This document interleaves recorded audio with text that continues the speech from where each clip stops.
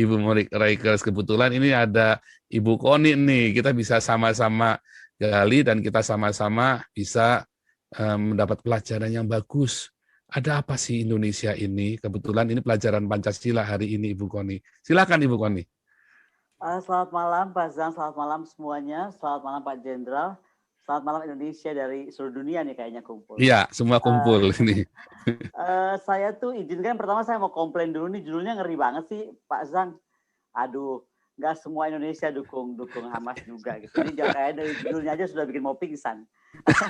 Tapi saya boleh share nggak slide aja biar saya bicara. Oh iya boleh. Oke. Sebentar, Ibu Koni. Dan sebaiknya sebentar. ini saya matikan video saya supaya nggak terganggu ya, oke? Iya, Saya sebetulnya nggak usah dimatikan bisa. Tetap saya saya jadikan co-host dulu ya.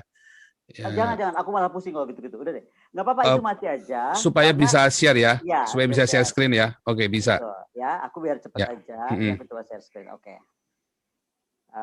Sebentar. Nah, aku tuh akan ambil judulnya adalah bagaimana memandang benar akan Israel issue, ya kan?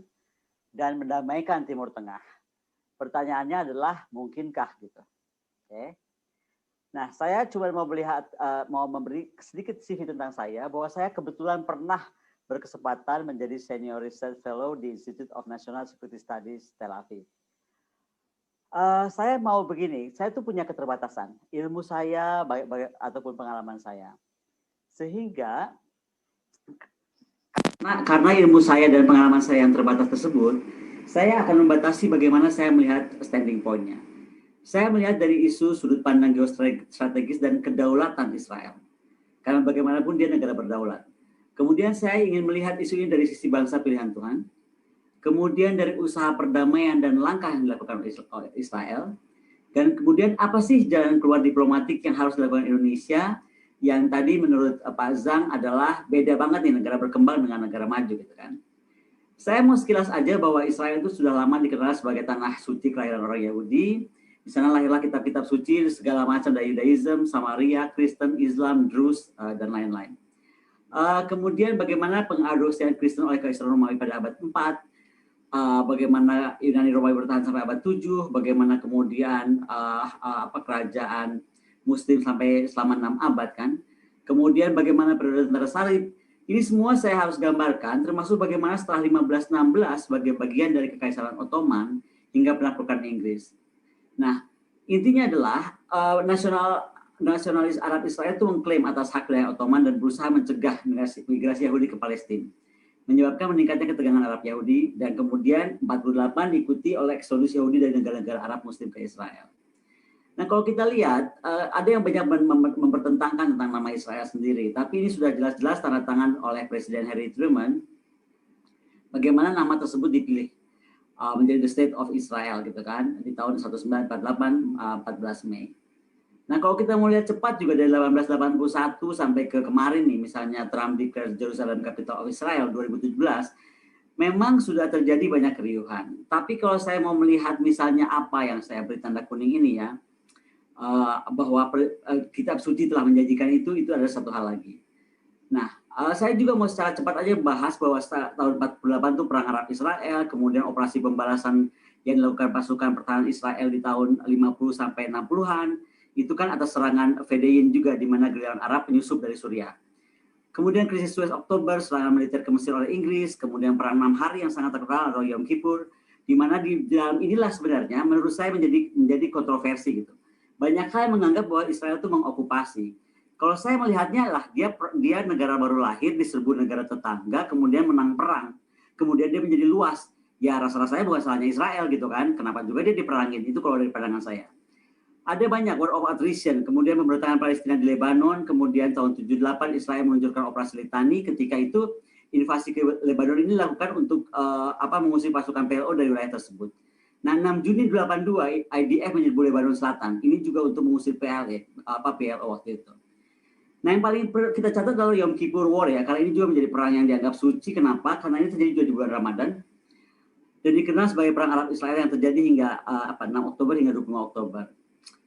Ini adalah dilakukan oleh negara-negara koalisi Arab, dipimpin Mesir dan Suriah. Dan terjadi sebagian besar di Sinai dan Golan. Kemudian dengan beberapa pertempuran tentu saja kemudian akhirnya tujuan awal perang Mesir ini menggunakan militer yang merebut pijakan tepi timur Suez, tapi kemudian menurunkan kembalinya Sinai yang tersisa. Dan ini perang yang kemudian sebenarnya dilancarkan secara mendadak terhadap posisi Israel di Yom Kippur, karena itu hari puasa dan doa dalam Judaism. Jadi kalau nggak salah waktu itu bulan Ramadan di tahun itu. Nah, di sini juga Amerika Serikat dan Uni Soviet memulai pasokan besar-besaran sekutu masing-masing. Dan inilah kemudian antara Amerika dan Soviet juga menjadi konfrontasi tersendiri gara-gara hal ini. Nah, inilah terjadi perubahan di tahun pre-67 kemudian post-67 ketika Israel menjadi sukses dalam perang tersebut.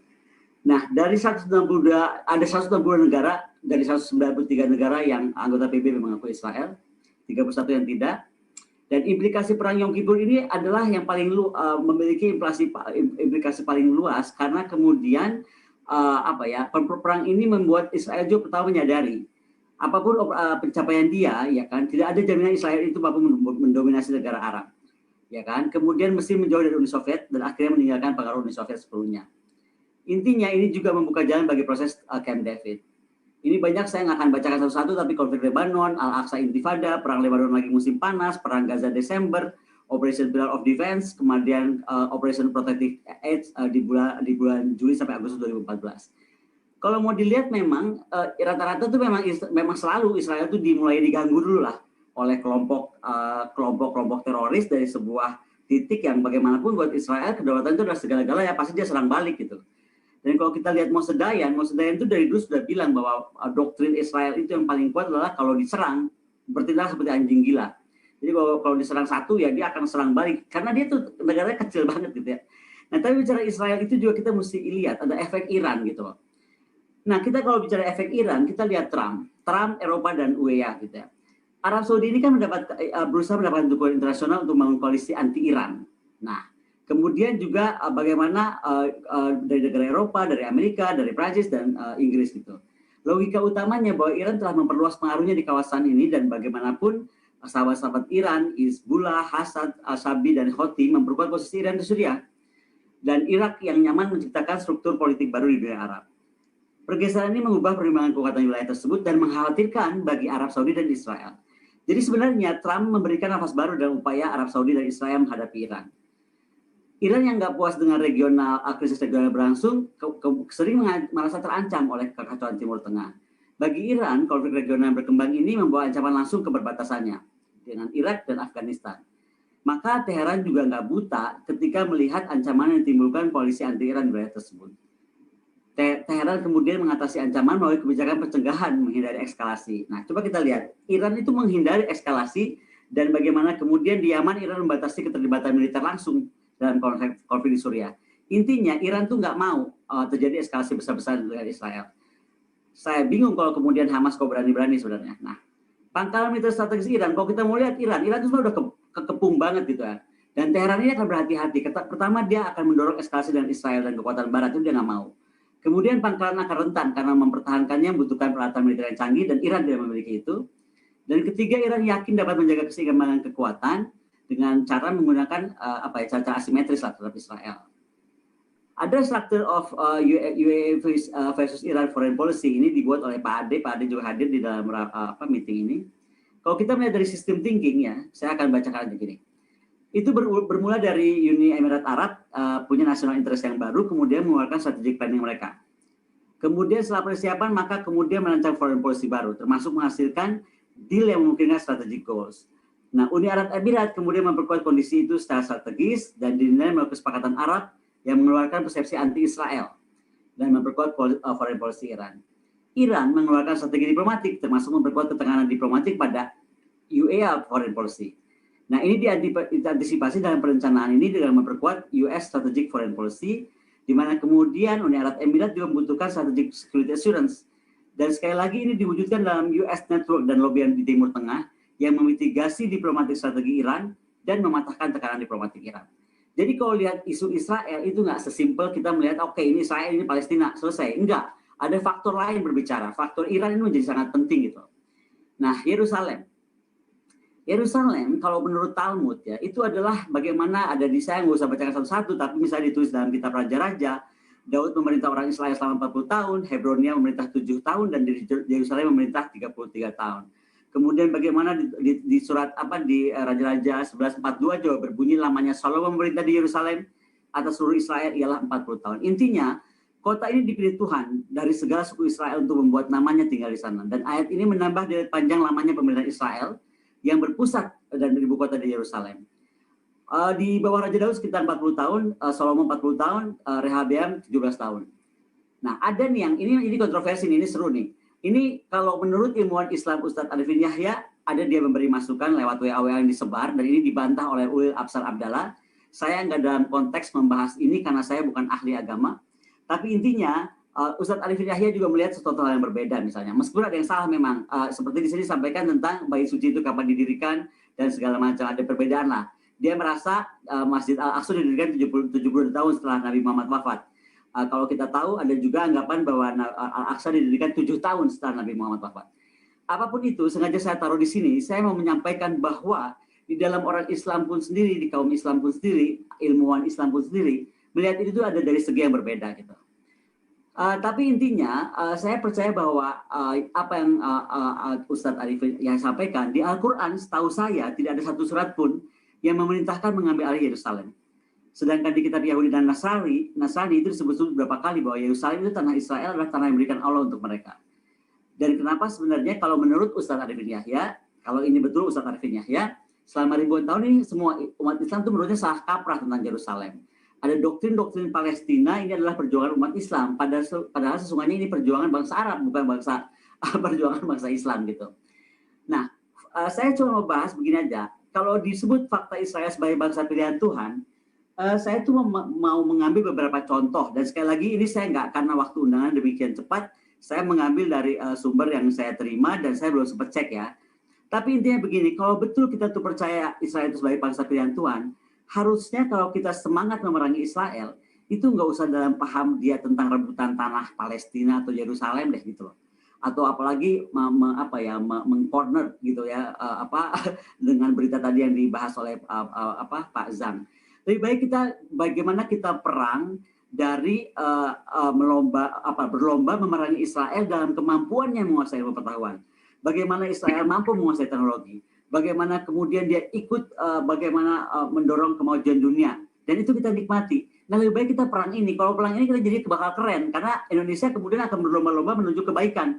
Berlomba mengejar ilmu pengetahuan, berlomba mengejar teknologi, bukan berlomba mengejar sesuatu hal yang sejarahnya udah panjang banget, nanti saya akan kasih solusi lah itu. Anyway, janji Tuhan untuk bangsa Israel ini dalam kitab Yosua disampaikan dari segala baik yang dijanjikan Tuhan kepada kaum Israel tidak ada yang tidak dipenuhi, semuanya terpenuhi. Dan kalau kita lihat tahun 2019 menurut kalender Masehi itu adalah 5779. Jadi selama 5779 tahun Israel itu eksis, bertahan dari berbagai perang, bertahan dari pembuangan, penjajahan, genocide, intifida hingga sekarang. Nah, Tuhan berfirman kepada Musa, beginilah kamu harus memberkati orang Israel. Aspek-aspek kehidupan Israel telah menjadi teladan bagi bangsa-bangsa karena itu dunia tidak punya alasan sebenarnya membenci, mencibir, menghina, meremehkan apalagi musuh Israel. Sebab sekali lagi kalau kita percaya kepada kitab suci, kebetulan saya memang nggak terlalu orang beriman, maksudnya saya nggak terlalu soleh-soleh amat lah. Tapi kalau sama kitab suci saya agak takut gitu. Saya percaya aja gitu bahwa ini adalah bangsa yang dijanjikan dan itu sudah terbukti kok gitu. Nah, kenapa tadi saya ajak cobalah kita lihat penemuan yang merubah dunia. Sekali lagi ini kita bisa cek ulang ya. Penemu pesawat, penemu mobil, sepeda, listrik, bola lampu, komputer, Android, Facebook, ya kan, Google, mesin cetak, kemudian jam, radio, ya kan, televisi. Itu orang Israel atau paling tidak ada darah Israel. Kemudian ada yang menganggap Wi-Fi, WhatsApp yang kita sering pakai, ke Instagram, Twitter, ya kan, bom atom, penemu ilmu fisika, lampu. Ini kalau betul, nih sekali lagi saya belum punya waktu untuk ngecek satu-satu ya. Kemudian bagaimana menemukan alternating current, Nikola Tesla, itu ada darah Yahudi. Kemudian bagaimana penemu medis injeksi, penemu vaksin polio, obat kanker, hepatitis C, obat sifilis, udah banyak banget lah. Kalau diurut-urut udah banyak sekali. Jadi mau saya tantang, kalau betul-betul kita ingin memerangi, tanda kutip ya, Israel, kita perang ilmu aja deh. Udah pasti kita jadi kedorong pinter. Kita perang teknologi aja lah. Udah pasti kita jadi semangat untuk kemudian melahirkan orang-orang yang mampu melakukan riset riset dan kajian apapun terkait teknologi yang hebat gitu. Nah, kembali kepada Israel. Siapa bilang usaha damai dari Israel itu nggak ada? Ada kalau saya bilang. Contoh ya kan, kita lihat aja lah tahap awal rujuk Arab Israel 2017. Itu Juni Raja Arab mengundang Perdana Menteri Israel ke Riyadh. Raja Arab loh yang undang. Juli, Jenderal Saudi menemui Dirjen Kemlu Israel di Yerusalem. September, ini 2017 ya, pertemuan rahasia antara pejabat kerajaan Saudi dan pejabat senior di Tel Aviv. November, rapat informal tertutup pejabat Saudi dan Israel, dan disusul Menteri Komunikasi Israel mengundang Mufti Agung Saudi mengunjungi Israel. Ben Zion, warga Israel, diizinkan memasuki Masjid Nabawi di 2017. Jadi sudah ada rombakan besar sebenarnya di usaha Israel dan Arab itu untuk rujuk gitu. Nah, peran penting Trump adalah bersimpati dengan keinginan kuat Israel untuk memperluas hubungan diplomatik dengan negara Arab. Dan untuk itu dia memanfaatkan sinyal Emirat, di mana kemudian Trump mendukung diplomasi tiga arah menghasilkan Abraham Accord. Nah, dari perspektif Palestina dan pendukungnya, perjanjian ini dianggap itikat buruk di pihak Israel, Uni Emirat, dan Amerika. Karena dianggap, kenapa nih Israel dan Emirat telah menormalisasi hubungan? Saya melihatnya berbeda. Menurut saya betul yang dilakukan Trump, karena dengan itu dia lebih bisa merangkul isu apa sih gitu, bagaimana dia menyelesaikan dalam Palestina. Nah, Abraham Accord juga mencerminkan perubahan besar di mana negara Teluk Arab yang bertentangan dengan Iran tidak lagi menganggap hubungan dengan Israel sebagai hal yang tabu gitu loh, atau terlarang. Dan Israel telah lama menjadi hubungan dengan negara Teluk yang lebih kecil, Bahrain, Oman, Uni Emirat gitu kan. Dan bagaimana juga proses perdamaian ini terhenti setelah terhambatnya hubungan diplomatik formal ditembus oleh kesepakatan ini. Kerjasama keamanan mungkin tidak berubah ya, tapi perjanjian ini merupakan pertanda negara Teluk lainnya segera pasti merumuskan hubungan dengan Israel dan terbukti gitu. Ada pro kontra gitu. Yang pro menganggap inilah langkah mencapai perdamaian Timur Tengah. Dan ini disampaikan jubir Kemlu Bahrain gitu. Saya termasuk orang yang pro terhadap perdamaian Uni Emirat Arab. Karena menurut saya inilah langkah mencapai perdamaian. Gimana kita mau damai kalau kita nggak raih gitu lawan kita. Nah, kemudian menghargai pernyataan bersama tripartit antara Amerika, UEA, dan Israel. Dan ini disampaikan oleh Presiden Mesir Abdel Fattah ya. Kemudian perjanjian Uni Emirat Arab Israel adalah langkah bersejarah. Ini menurut jubir Kemlu Oman. Yang kontra, ini menganggap pengkhianatan terhadap Yerusalem, Al-Aqsa, dan Palestina. Dan ini disampaikan oleh jubir Presiden Palestina, Abu Rudaina. Nah, kemudian ada juga kontra terkait normalisasi adalah tusukan dari belakang atau pengkhianatan lah perjuangan Palestina dan hanya menguntungkan Israel. Ini kata jubir Hamas. Nggak tahu kita perlu dengerin atau enggak. Saya cuma merangkum aja kan. Dan kemudian kita harus mensuspensi hubungan diplomatik dengan Uni Arab Emirat dan menarik duta besar. Ini Presiden Turki Erdogan. Erdogan punya kepentingan sendiri juga gitu. Nah, status dukungan dan reaksi ada dari negara pendukung. Siapa? Negara Barat mendukung, Bahrain mendukung, Oman mendukung. Yang bereaksi keras Turki, Iran, Palestina, Libya. Negara yang diam itu Saudi, Kuwait, Liga Arab. Saya nggak tahu saat itu Indonesia di mana gitu. Karena apakah mendukung, apakah bereaksi, apakah diam, saya nggak terlalu menangkap sinyal itu atau saya terlewat menangkap sinyal itu. Mungkin nanti saya minta masukannya aja. Tetapi kalau sekarang kita terlalu berapi-api, makanya pertanyaan saya sebenarnya waktu Abraham Accord di kemana gitu. Karena kalau saya pribadi, saya melihat sebenarnya Abraham Accord itu satu step hebat yang dilakukan oleh Israel. Nah, pernyataan bersama ini dinyatakan oleh Trump, Netanyahu, dan Zayed ya, bahwa terobosan diplomatik ini adalah memajukan perdamaian kawasan Timur Tengah. Bagaimana keberanian Uni Emirat Arab dan Israel mematahkan jalur baru membuka potensi besar. Perjanjian tersebut mempertahankan prospek solusi dua negara antara Israel dan Palestina. Dan ini terlepas dari kesepakatan tersebut, Netanyahu menyatakan bahwa klaim kedaulatan Israel atas lembah Yordania masih dalam agenda, gitu. Kemudian UEA dan Israel juga setuju untuk bekerja sama dan menetapkan peta jalan membangun hubungan bilateral. Nah, jadi fakta terkait Palestina ini satu hal juga, mempercepat tren normalisasi jangka panjang tidak lagi bergantung pada pembentukan negara Palestina. Jadi ini menarik kan, akhirnya ada tren normalisasi yang berjangka panjang dan enggak semata-mata melihat ketergantungan pada pembentukan negara Palestina. Yang kemudian menarik pada banyak pihak adalah sekali lagi teknologi Israel itu, kemampuan pertahanan Israel, ini akhirnya membuat negara-negara muslim ingin cepat-cepat nih normalisasi dengan Israel. Dan bagaimanapun Israel melihat perluasan hubungan ekonomi global, bagaimana pemulihan pasca pandemi, bagaimana membangun sekutu regional, sebenarnya akan lebih membuat Israel kuat posisinya melawan Iran. Jadi sekali lagi bukan semata oke, this is against Palestine gitu, dia memperkuat diri dengan Arab. No, ini ada hubungannya dengan geopolitik yang lain lagi, yaitu bagaimana posisi negara-negara tertentu melawan Iran gitu. Nah, jangan lupa gitu ya, Israel itu memang negara yang sangat hebat di teknologinya. Bagaimana misalnya Amerika saja segitu hebat, itu masih sangat tergantung kepada Israel dalam faktor teknologi. Ini salah satunya adalah drone Skylord.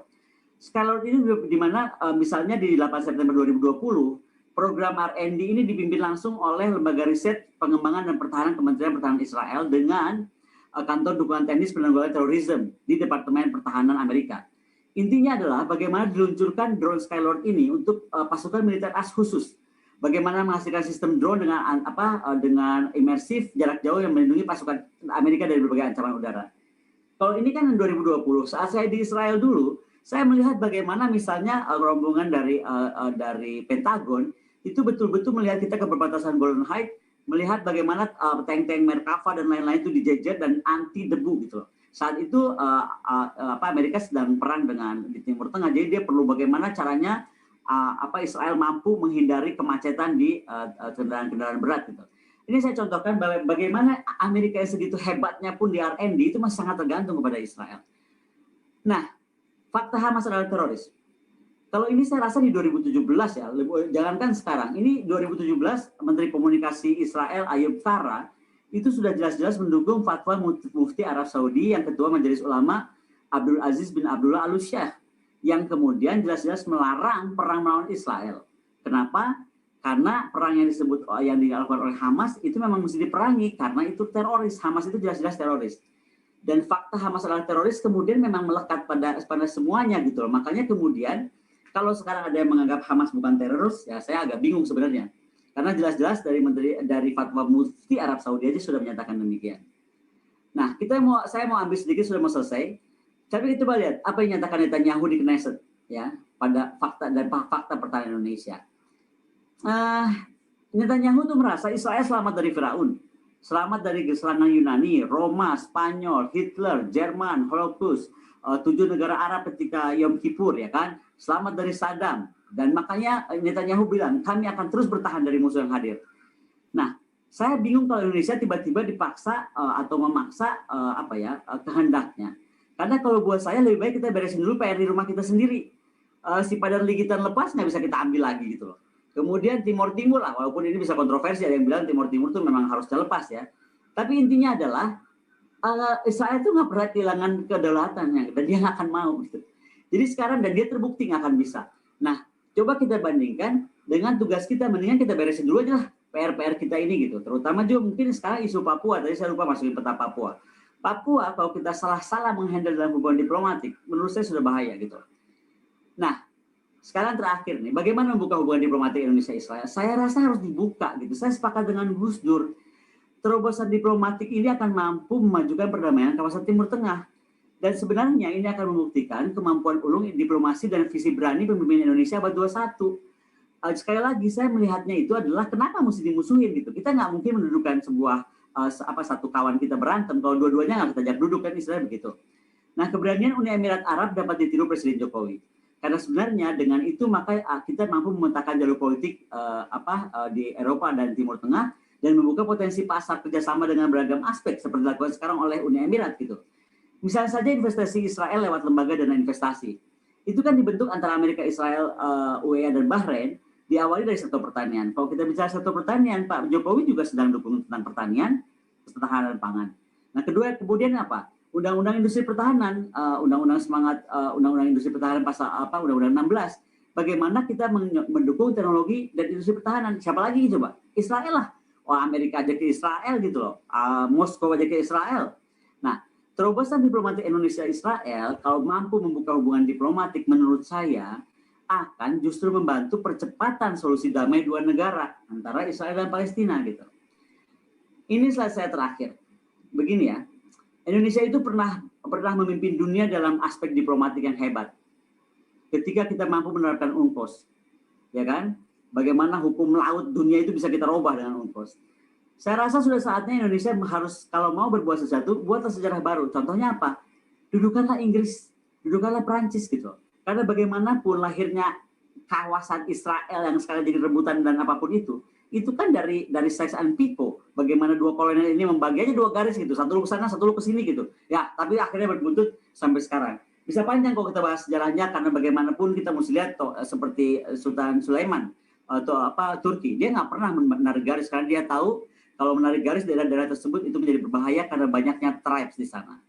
Saya rasa itu saja yang mau saya sampaikan malam ini. Iya, saya stop. Nah, demikian Pak Azang. Semoga menginspirasi. Luar biasa. Wah, ini bukan cuma menginspirasi, ini benar-benar membuka paradigma yang baru bagi teman-teman yang ada 4.000 orang yang lagi nonton kita nih. Sebentar lagi 6.000. Ya, saya kira sebentar lagi, kemarin kita 2 kali 8.000 bersama Pak Ramzi dan dengan Ibu Monica Reikers. Nah, ini udah mulai memanas, baru jam pertama sudah 4.000 live viewernya. Nah, jadi ini teman-teman, Anda semua sudah mendengar bagaimana beruntungnya Indonesia kalau membuka diplomasi dengan Israel. Sebetulnya saya mau tampilkan videonya Santo Gusdur, namun namanya kita nggak cukup waktu nanti ya. Saya cuma mau nanya tadi, apa alasannya Indonesia tidak mau membuka hubungan diplomasi dengan Israel? Itu udah lama banget, sampai bahkan Santo Gusdur pun ya beliau mengaku bahwa sekalipun saya akan dibenci oleh semua orang Islam di Indonesia dengan statement saya. Bayangin, sampai segitunya coba. Apa sih halangannya kita buka diplomasi dengan Israel ini?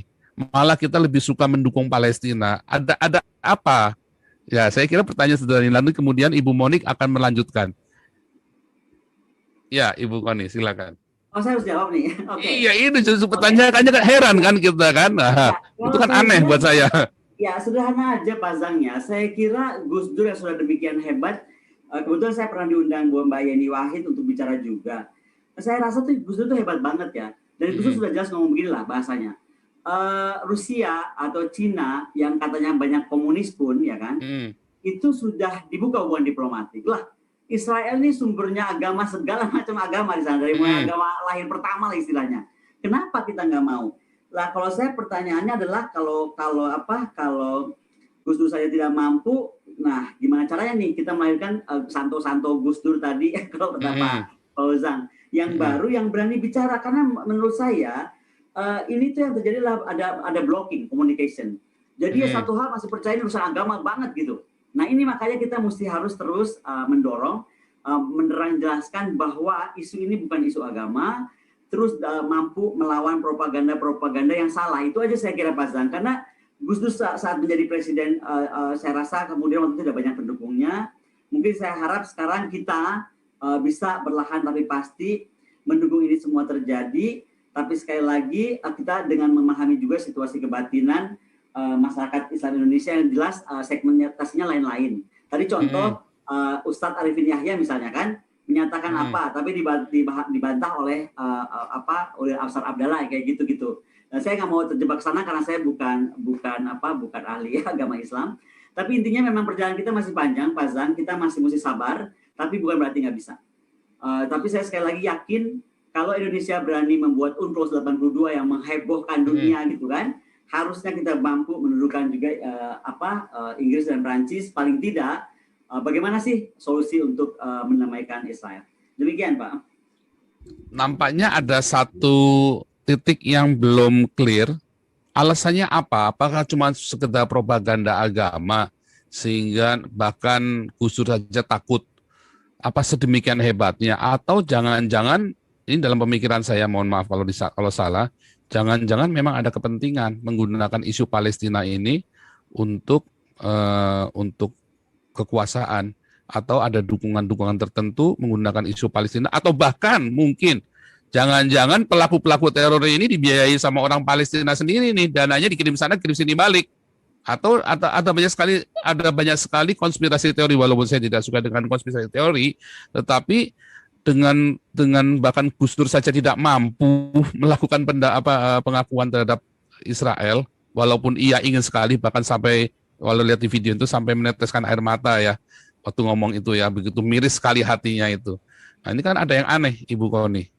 Kalau saya melihatnya beginilah, mungkin kalau hubungan diplomatik pun terlalu ekstrim ya Pak Zang ya. Karena menduga-duga tadi mungkin saya nggak berani, karena akademisi kan harus data nih. Kalau saya udah baca datanya, ada transfer uang ke sana kemari, saling berkirim teroris misalnya tanda kutip, saya mungkin bisa bicara, tapi saya belum punya data itu. Tapi yang pasti Pak Zang, kalau memang hubungan diplomatik dianggap berat, ya kan, dianggap terlalu ekstrim, why don't we start it like Taiwan? Taiwan itu sama kita nggak punya hubungan diplomatik, tapi kita punya hubungan dagang. Gitu. Betul. Dan kalau kita bicara hubungan dagang, kita akan diuntungkan banyak. Contoh antara pertahanan.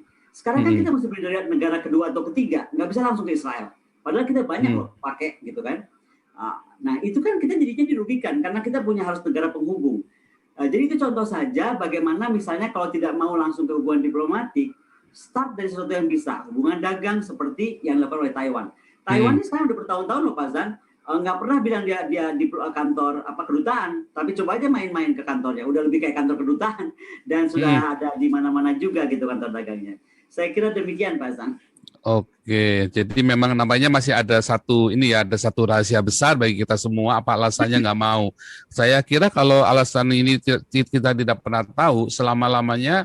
Kayak Pak Jokowi saja. Mengapa tadi saya katakan Indonesia? Karena Pak Jokowi yang sudah statement dan bolak-balik, bahkan Jokowi mengutuki Israel bolak-balik lagi bilang, waduh, saya bilang, wah ini kurang mainnya kurang jauh nih Pak Jokowi ini nampaknya. Ya, Oke, ini mungkin saya boleh tanggapi sedikitnya Pak Zan. Ya. Ini ada yang barusan typing nih, LNC ya. Dia bilang bahwa saat kampanye Pak Jokowi berjanji akan menjadi hubungan dengan Israel kalau Palestina merdeka. Nah, kalau memang itu yang mau diambil pilihan itu, saya cuma mau jawab aja. Tadi kembali ke slide saya. Kita mampu nggak menjaga sepadan likitan? Mampu nggak kita menjaga nanti kira-kira isu Laut Cina Selatan lah kalau terjadi sesuatu? Mampu nggak kita menjaga Papua, ya kan? Nah itu masih yang depan mata aja rasanya masih belum yakin 1000% bagaimana kita mau beresin deploy misalnya pasukan TNI ke Israel untuk mendukung kemerdekaan. Aduh kayaknya bingung saya kalau itu. Jadi saya lebih baik inward looking defense dulu kalau rapi. Nah baru kita mulai berpikir lah menamaikan atau mendirikan kemerdekaan negara orang. Nah, itu sebenarnya saya pengen meneruskan, tapi lebih baik Ibu Monik saja yang meneruskan ini bertanya-nya nih. Ibu Monik, silakan. Ya, Shalom, selamat malam. Pak Jenderal dulu aja, Pak Zan. Kalau Pak Jenderal nanti, kalau Pak Jenderal selalu nanti terakhir. Pak Jenderal akan gubrak-gubrak kalau yang terakhir nanti. Nah, ini biar Ibu Monik dulu untuk tanya ke Ibu Koni. Boleh? Ya, selamat malam Bu Koni. Selamat malam Bu Monik, senang sekali ketemu. Ya, terima kasih Bu Koni untuk dukungannya untuk Israel ya. Saya sebagai orang yang mendukung Israel sangat senang ada suara seperti dari Bu Koni. Nah, pertanyaan saya Bu Koni, ini saya agak lucu ya karena Indonesia itu kan negara mayoritas Muslim dan Muslimnya ini Muslim Sunni. Saya nggak mau main ke kubu, narikin ke kubu Sunni Syiah ya sebetulnya. Tapi bukankah Hamas adalah organisasi teror yang dibiayai oleh Iran? Gitu ya. Itu satu. Kenapa bisa kita di Indonesia begitu polosnya untuk juga ikut-ikutan pro Hamas, padahal kita tahu backup-annya itu adalah negara Syiah, negara Iran. Itu satu. Terus yang kedua, yang menarik juga adalah sebetulnya yang diserang oleh Israel adalah serangan balasan kan, Bu Koni tahu ya pastikan rudal Hamas menyasar Israel sehingga Israel akhirnya membalas serangan dengan demi memproteksi warga negaranya. Nah, kenapa bisa Indonesia sangat begitu reaktif padahal pemerintahan Palestina yang resmi adalah Fatah. Lagi-lagi ini Fatah sama Hamas aja kita nggak bisa ngebedain di level pemimpin, gitu ya. Kalau di level bawah, oke lah saya maklum. Tapi ini di level pemimpin gitu loh Bu Koni. Nggak bisa ngebedain geopolitik gitu ya. Nggak bisa membedakan satu partai berkuasa di tepi barat, satunya lagi partai berkuasa di Gaza. Nah pertanyaan saya Bu Koni, apakah pemerintah kita punya pembisik yang kurang cerdas dalam soal geopolitik, atau memang yang tadi seperti Pak Sang katakan, ini ada kepentingan gitu ya, kepentingan memainkan isu sedemikian rupa sehingga merawat kesalahpahaman dan misinformasi ini dari atas sampai ke bawah. Itu aja Bu Koni, terima kasih. Sebenarnya saya itu nggak dalam posisi menjawab Bu Monik loh. Saya justru mendengar paparan Bu Monik. Kenapa saya jadi mesti jawab Bu Monik? Nah, justru Bukan, ini gini Bu Koni, soalnya gini, bukan maaf juga ya, saya lancang bertanya gini ya, kayak menjebak gitu ya bertanya. Enggak, soalnya gini, karena memang ini banyak sekali Pak, saya sendiri nggak ngerti gitu ya, kenapa bisa pemerintah kita seperti ini gitu ya. Mungkin Bapak Ibu yang mengikuti acara ini juga saya timbul pertanyaan, kenapa kok bisa ya pemerintah kita kok kayak nggak ngerti bahwa yang berkuasa itu kan fakta gitu. Pemerintah Palestina yang fakta kan gitu. Kenapa yang dibela tuh Hamas gitu, yang jelas-jelas lawan politiknya sih Fatah. Gitu loh. Jadi gini, Bu Monik, kalau saya melihat dari beberapa pertemuan saya membahas tentang Israel, di kita itu benar-benar kita baru ngomong sepotong aja udah langsung wah udah pro Israel gitu. Jadi di kita itu malas baca, malas mengerti, apalagi mau memahami sejarah gitu kan. Jadi itu mungkin juga ada kendala.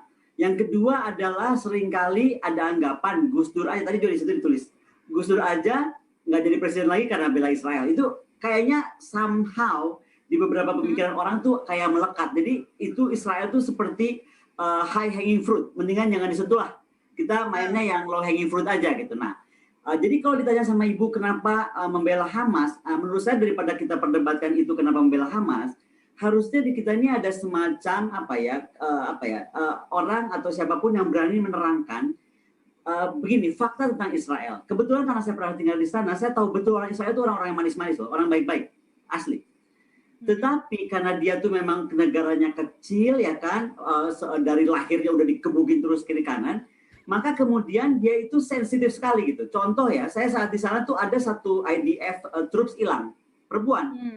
Itu tiba-tiba alarm bunyi seluruh Tel Aviv gitu. Ada apa nih? Diumumkan ada satu tentara IDF perempuan hilang. Dan Ibu percaya nggak? Sorenya itu ketemu itu tentara. Dia tuh ketiduran, jadi nggak balik ke camp. No, this is kayak joking kan? Di kita tentara kita mati di Papua aja, kelas cuma mati berapa gitu loh. Loh di sana Bu, tentara hilang nggak lapor, itu jadi satu alarm negeri kan bisa ribut. Nah, menurut saya ini yang mesti diberi pemahaman bahwa karena Israel itu sangat menghormati itu menjadi demikian penting. Yang kedua, saya pernah berdiskusi dengan salah satu tokoh pers. Dia ngomong gini, lagi ngapain sih Bu Koni katanya, Israel itu membalas dengan rudal, orang dia cuma lemparin roket. Lah, kalau kita pernah tinggal di sana, kita tahu roket dari sebelah itu anak kepala rumah kita gitu. Misalnya saya pernah di Roshan Nikra kan, Roshan Nikra itu kan persimpangan dari sana lempar ya kena rumah kita gitu kan. Nah, jadi menurut saya kalau kita dalam perspektif kacamata kita itu seperti Indonesia, memang iya kalau petasan balas lagi sama petasan kan begitu ya Bu ya. Harus ada yang berani membicara bahwa di sana tuh Israel tuh deket banget gitu, kurung gitu. Jadi salah petasannya rumah orang, bayi kita, bayi orang Israel bisa meninggal atau perempuan Israel bisa meninggal. Yang ketiga, saya cuma mau bilang bahwa media juga punya masalah besar gitu. Media luar termasuk. Kenapa sih kalau Palestina langsung diangkat isunya besar-besaran seolah-olah yang berdarah-darah Palestina aja gitu. Israel juga banyak korban kok. Tapi kalau saya melihat Israel itu nggak tipe cengeng, daripada dia berpropaganda dengan drama-drama seperti itu, dia lebih baik memperkuat pertahanannya. Coba kemarin lihat sistem airdrome-nya dia, ini keren banget. Kalau dari faktor kedaulatan, Indonesia harusnya melihat kalau Israel mampu menjaga seperti itu, gimana caranya? Indonesia pun harus mampu gitu. Jadi kalau saya lebih mengarahkannya ke sana, sehingga akhirnya ada pemahaman bahwa kedaulatan di mata kita yang negaranya luas seperti ini gitu kan, saya nggak bisa lihat Ibu mungkin dari timur ke barat saya mesti terbang berapa jam, beda sama Israel yang udah langsung di depan hidung gitu. Jadi petasan sekilas itu bisa dibalas betul-betul dengan dengan sebuah tindakan nyata. Karena sekali lagi kedaulatan buat Israel itu segala-galanya, mengingat lokasinya dan bagaimana sejarah panjangnya. Demikian Bu Monik. Terima kasih Bu Koni. Oke, luar biasa. Ini sebelum masuk ke pajak, kecuali Pak Jenderal, sebentar. Ini mana nih Pak Jenderal tadi mana nih? Loh, kok hilang nih Pak Jenderal ini? Sebentar. Nih harus jadi co-host dulu nih Pak Jenderal ini biar jangan hilang.